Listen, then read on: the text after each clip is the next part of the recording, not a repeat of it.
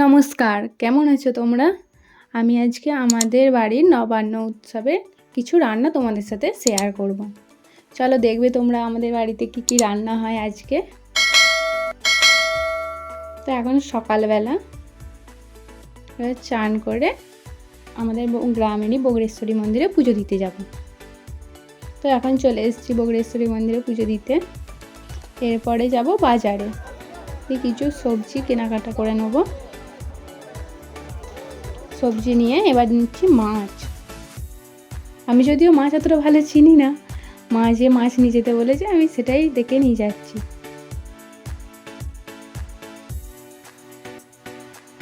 বাড়িতে এলাম মাছ নিয়ে, তারপরে মা বললো নারকেলটা ফাটিয়ে দিতে, তো নারকেলটা ফাটালাম।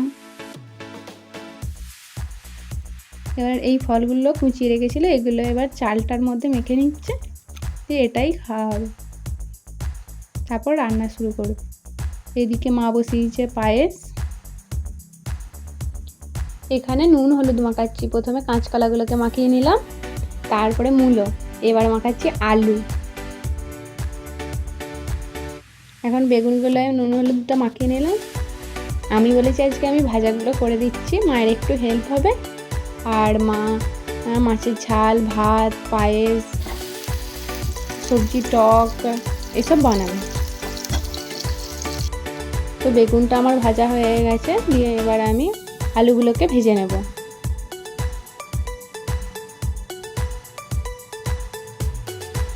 আলু ভাজাতে আবার একটু পোস্ত দিতে ভুলে গিয়েছিলাম, আর পোস্ত দিলে একটু খেতে ভালো হয়, তাই তেলটার মাঝখানে একটু দিয়ে আবার পোস্তটা দিয়ে নিলাম।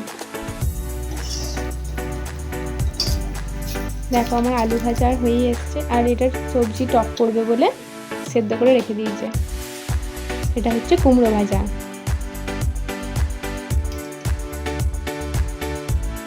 আলু ভাজা, কাঁচকলা ভাজা, বড়ি ভাজা, নারকেল ভাজা, বেগুন ভাজা, মূলো ভাজা, আর এটা কুমড়ো ভাজা। সব ভাজাগুলো হয়ে এসছে।